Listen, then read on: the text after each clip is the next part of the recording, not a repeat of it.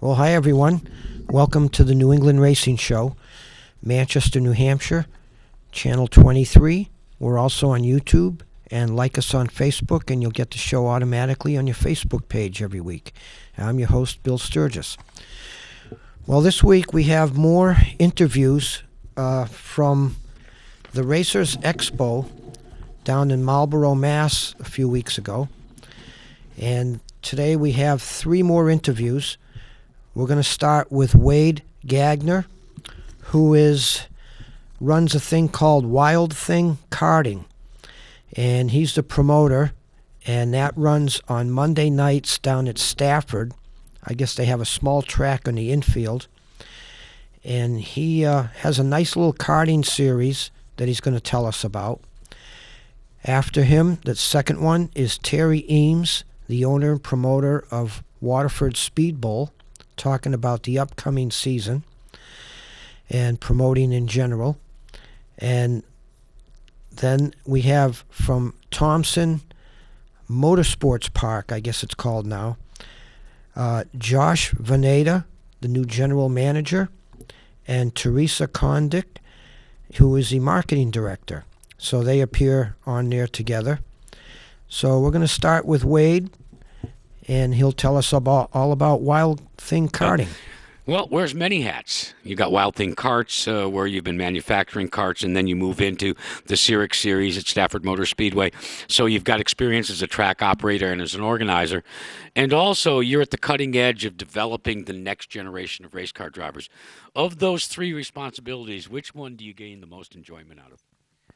It's probably when you see the kids starting out. We start them off at 5 years old, and when they come into racing, and you see them develop through the years, and now they're racing full-size cars.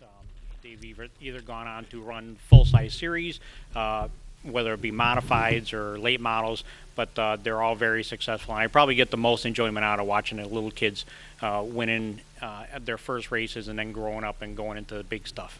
Wade, is there a common thread with the youngsters? Because when I've been out to Stafford and watched those Monday night kart races, what I always thought was great competition, and they would go at it hammer and tong on the Manafort Mini Mile.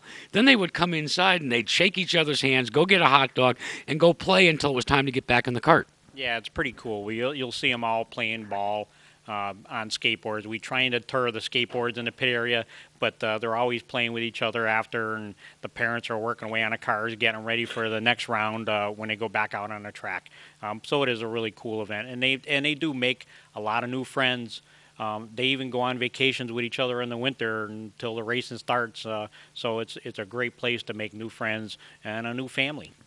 Talking about family here, one of the great things is, well, our generation, not necessarily mine or yours, but a generation of active race car drivers now have young children. So it's fun also to see these active racers on a Friday or a Saturday or a Sunday then drag their kids and become crew chiefs and dads and moms on a Monday night.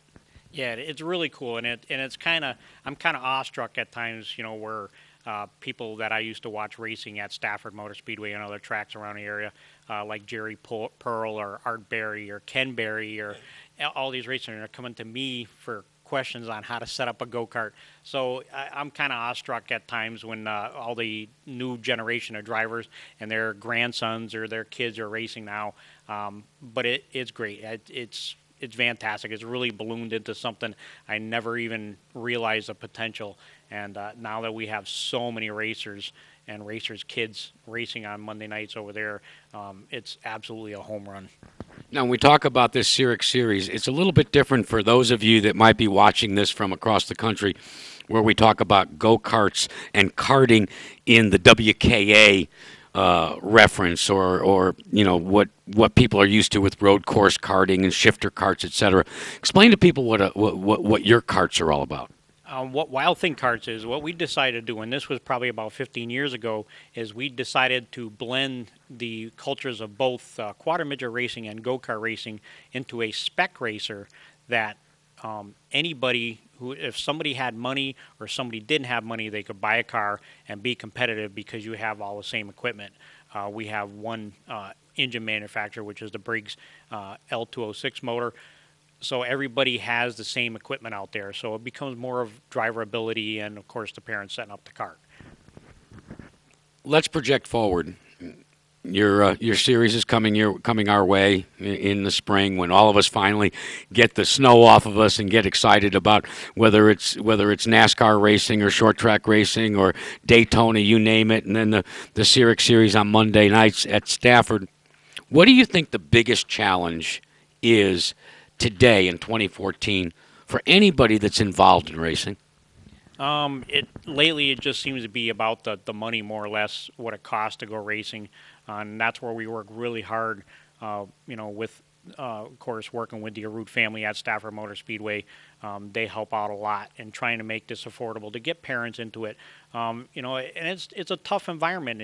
Kids rather sometimes stay in and play video games, but we really have something that is a home run at Stafford.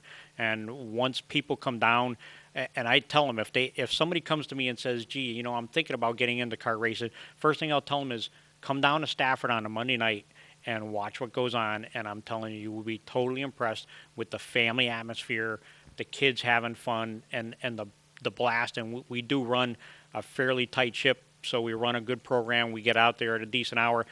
And I think that's what people want to see. They want to see that you're going to have, that if they make this investment, that they're going to have a good time. Talking about the investment, what are we talking about dollars? Well, to get into a cart, they buy a complete cart from me for about $4,000. But your biggest expense, and when you spend that kind of money on a car, you can go years with the same car, which makes it affordable, because once you make that investment, you've probably got the car for 3 or 4 years, and then you'll be able to resell it. And it's going to be, because it's a spec car, they kind of keep their money, because whether they buy a new one or an old one, it's still a competitive car. So it works out really well as far as the cost, your initial cost getting into it. The biggest thing is probably coming and racing on a weekly basis. That there is not a big fan base, so the competitors are paying for the racing. So that's probably the most expensive thing, is getting in the gate every week. It's geared towards the kids. What's the cutoff? Where? Give me some of the age breakdown. I know old farts like me have no shot, but to explain to people, not only can it be the 4 and the 5-year-olds, how far up the ladder do you go age-wise? Well, and that's the thing with the Monday night series. What we've tried to do is we have kids. We have a class for 5 to 7, 7 to 11, 11 to 14, and then 14 to adult. And we have classes that for people that want to run like a senior champ, that know they can't afford to run a full-size SK or a late model, but just and a lot of times they're crew members of somebody that does run on a Friday night. So it works out really good. We give them a place to dabble in racing and run a champ kart or run a senior outlaw and have some fun in racing, and yet still do something with their Friday night program if they're involved as a crew member or a spotter or something on a Friday night. So we have something for everybody. There is no cutoff. We have gentlemen in their 60s out there racing, so there is no cutoff. Glad you called a gentleman in their 60s, all right? I just call it being an old fart, but I guess I'm entitled at 64. So if I've got a son or a daughter or a grandson or a granddaughter, or I'm interested based upon what I just saw and heard, how should I go about getting in contact with you, or what's the next step for me if I want to go have some fun karting?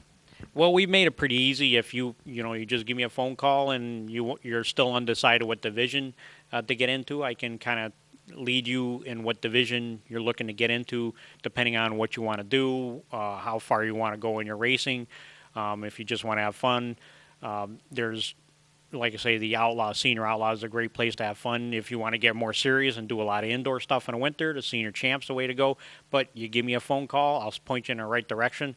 There's no membership, there's no dues. It's as easy as show up, pay your entry fee, and go racing.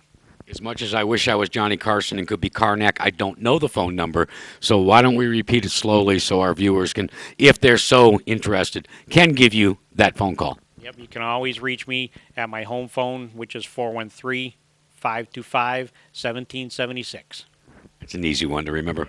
Wayne, thanks so much, and enjoy the rest of Racers Expo. Thank you. Expo as we continue to talk with some of the principals that are, well, meeting and greeting each other and all the race fans as we start to count down this very long winter. We've run into the owner of the Waterford Speedbowl, Terri Eames. And Terri, look, we've known each other for a long time.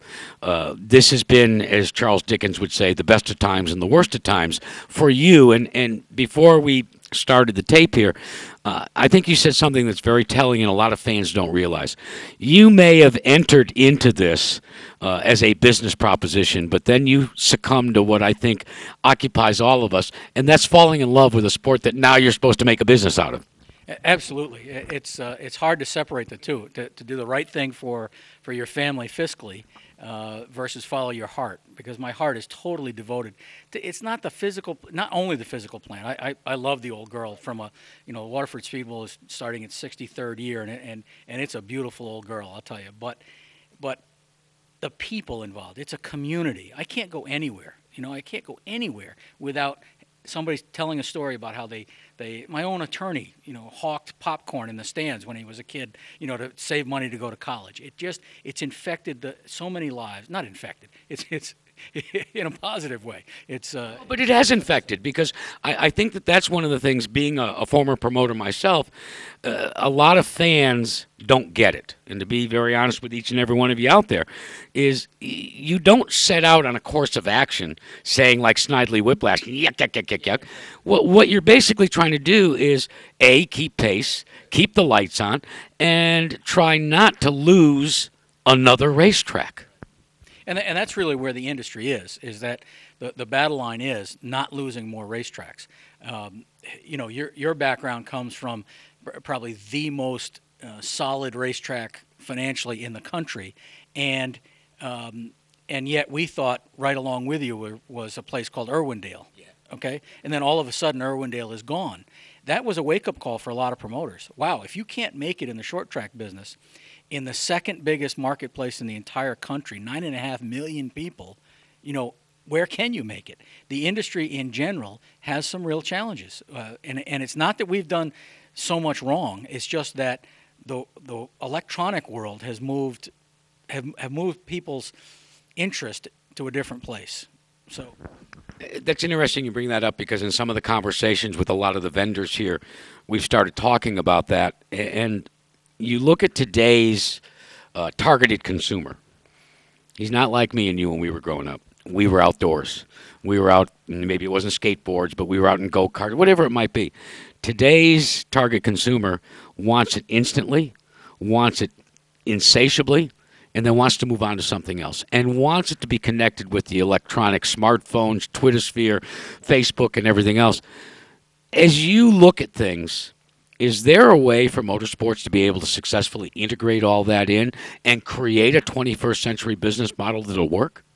Well, I think that's the $64,000 question, as he used to say. You remind me of a story. I apologize, but I'm taking on a little bit of a tangent here. Take all the time you want, man. I have a 19-year-old stepson. I love him to death, but I got him in his first car a couple of years ago, and within the first week, he had dented all four corners and relocated suspension. And so we got it fixed, and then the motor got blown, and then we got him, and then he was in an accident where he totaled it, and then we got him a new one. The same make and model, a few years newer, bigger engine. And it ends up with my mechanic a couple of weeks ago, and the guy said, "Where does he drive this? There's corn stalks jammed up in the suspension. And this is a two-door Japanese sports sedan, a little hot coupe, And so I got to talking to him, and I realized that what I supposed was actually true. He grew up thinking driving was what he saw on the screen. On the video games. On the video games. Yeah. And so when you screw up there and you go off in the toolies, you just hit the reset button and you start over again. He had to admit to me that he didn't understand the mechanical damage he was doing to this low-slung front-wheel drive car on tires this wide when he went off-road with it. Let's get back to Waterford. What do you got on the docket to excite us this year? Well, we run a very aggressive schedule. So we've added incrementally some things. For instance, we're bringing the Valenti Modified Racing Series back for a third time. They'll be now part of our finale. Our finale is a great event, lots of racers, but it it's improved by the fact that we now have a very successful touring series to come into town. I should make sure I tell you that we just won an award in that the Speed 51 people chose our website as the best in the country. And congratulations. And so Speedbowl.com has all the information about what we do. We run a Wednesday night program that's sort of back to basics kind of racing, very affordable for both the racer and the fan. That continues on this year. We've changed our mini stock rules on Saturday to try to invite some of those front-wheel drive, fuel-injected cars to come into what has been just a Mustang-dominated division on Saturday night. So we see that transition is going to happen. We're hosting a big event for Legends cars new this year in September that is designed to be a precursor to hosting the Legends Nationals in 2015. So we're going to do an event, I believe it's September 20th, that will be a big national qualifier, and that should be the warm-up to doing the Nationals a year from now. You heard it here first.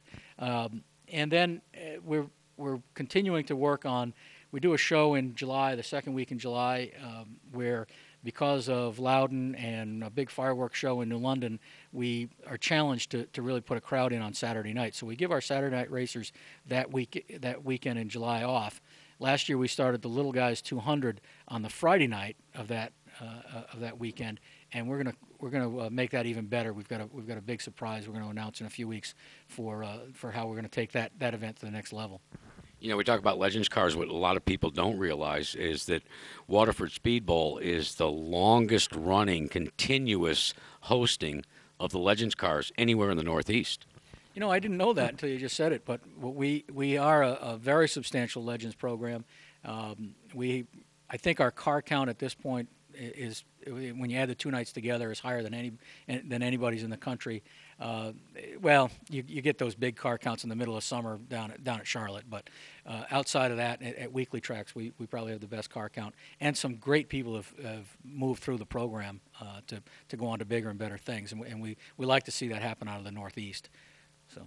I tell you the thing I like, and you know my background with Legends cars. My dad and I brought them to the North when Humpy Wheeler and Elliott Forbes Robinson first came up with the idea. But these cars never go out of date. Now, here at the show, I go over and I look at a sedan, and lo and behold, it was Chase Elliott's sedan.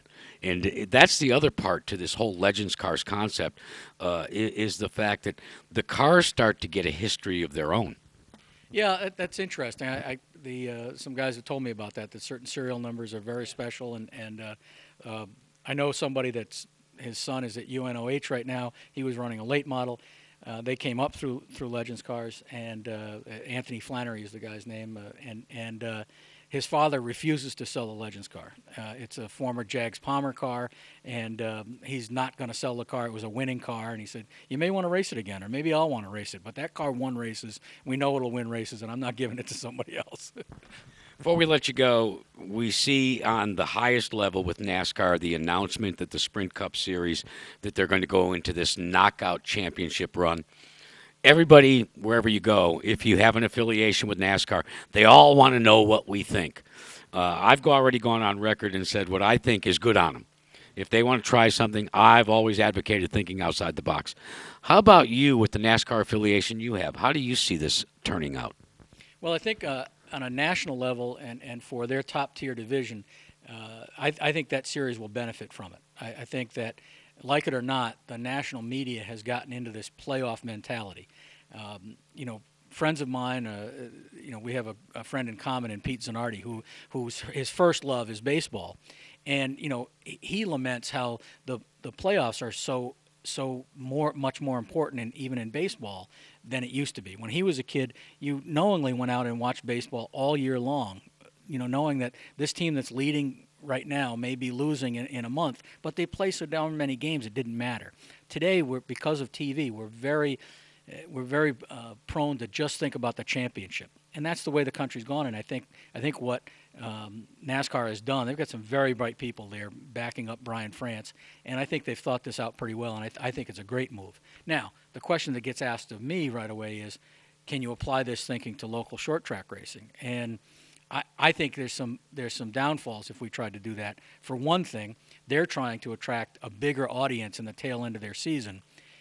They go to every market in the country, virtually every market in the country, and so they've got people to fill those seats because everybody wants to go out and see the tour when it's in town. We don't have that. Our challenge is to put people in our grandstands every week. We don't want to give them a reason to wait and just come, for those last few races. So it would be different for us. All right, and your opener is coming your way. It's the Budweiser Blast Off when?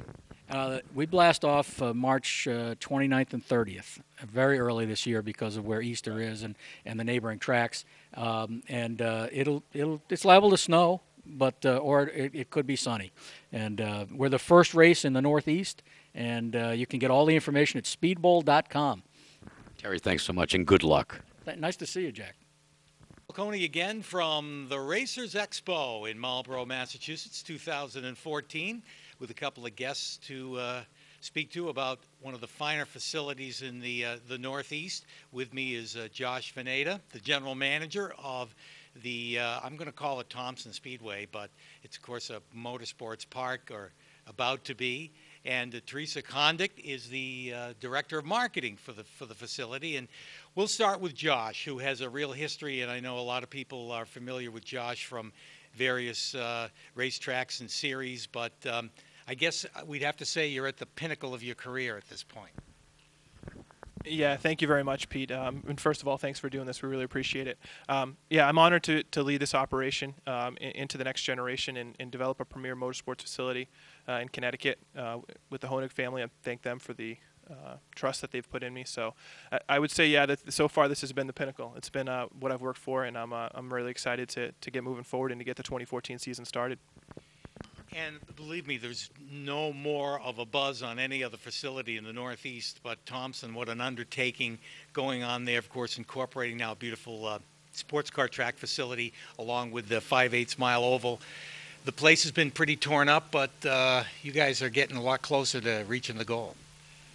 Yeah, we certainly are, and it seems unimaginable that we're about 8 weeks away from opening up for one of our biggest events of our oval track season, April 5th and 6th for the Icebreaker. But we have made significant progress with the installation of the bridge. Happened about 2 weeks ago. We have the transition remaining to pave into the oval, a final coat of asphalt to go down, and the paving of our second paddock area. And we're about ready to go. Our garage building will be completed within the next 2 weeks, and we'll be moving into our new offices. So the progress has gone very well. We hope for a mild transition to spring, and we look forward to seeing everybody at the Icebreaker and showcasing all the new amenities that we have for all to enjoy. Well, I know that I really would, personally, I would consider this the formula of the future for a multi-use facility such as Thompson has become. And Theresa, you've got to be pretty excited because now the product has to be marketed to a whole nother world besides the regular oval track race fans. Sure. I'm very excited to be part of this project. A lot of exciting new things happening at Thompson Speedway Motorsports Park. And my background is actually in road racing, so I'm happy I can bring some of that to this track and help to develop that and market to this new demographic that we're going to be having here.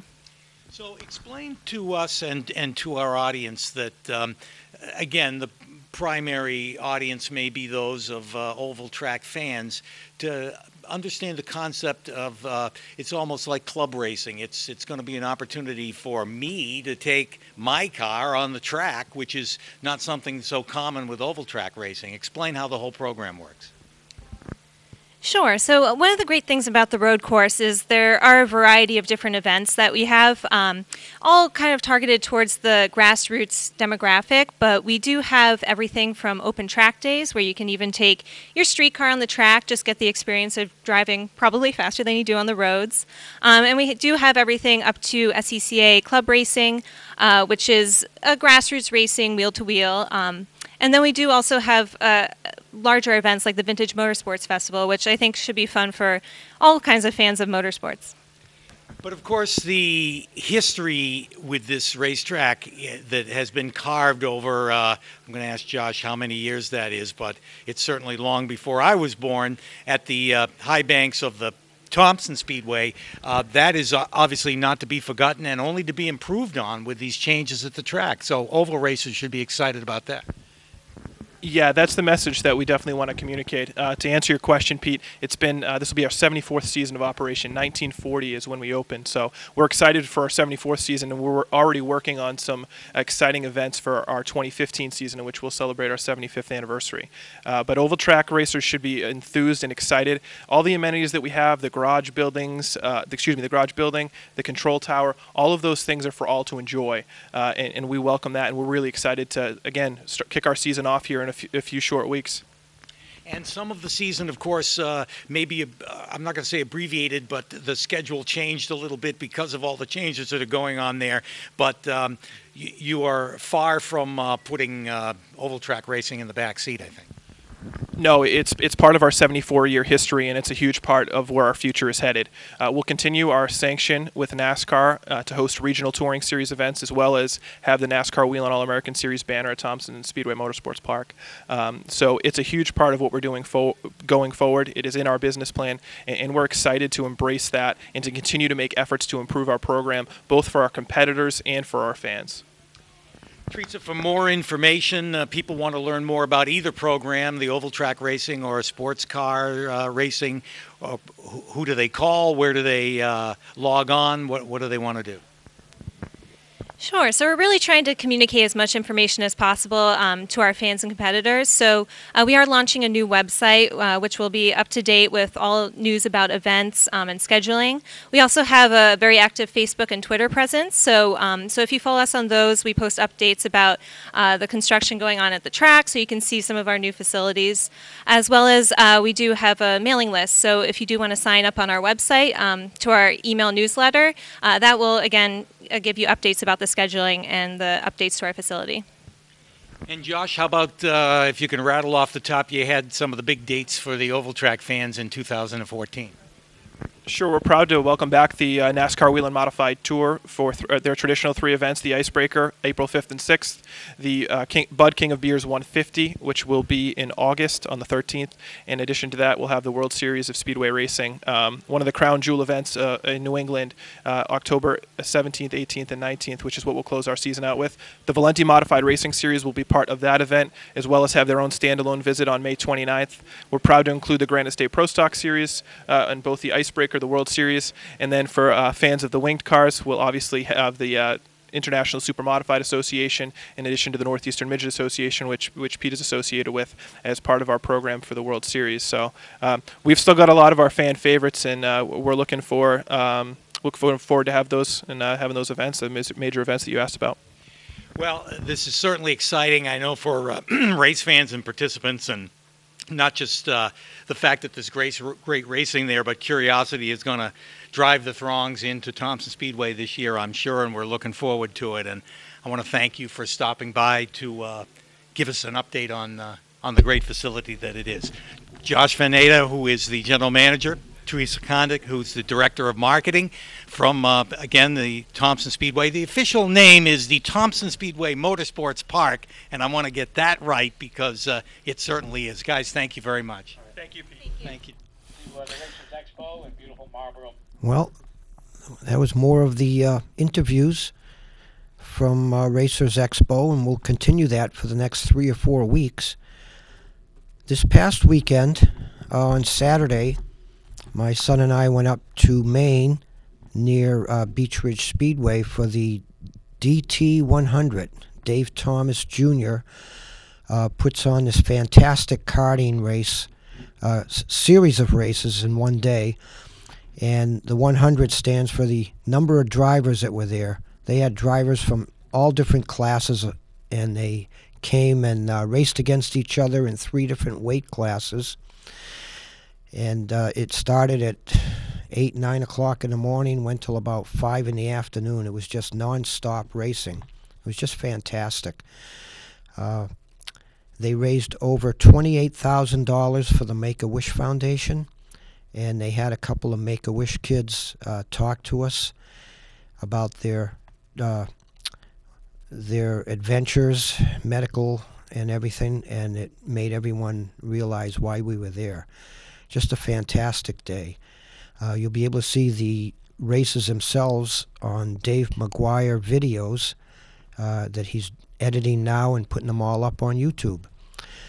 So anyway, that's it for today, and we'll see you next week for more interviews from Racers Expo. And thanks for joining us.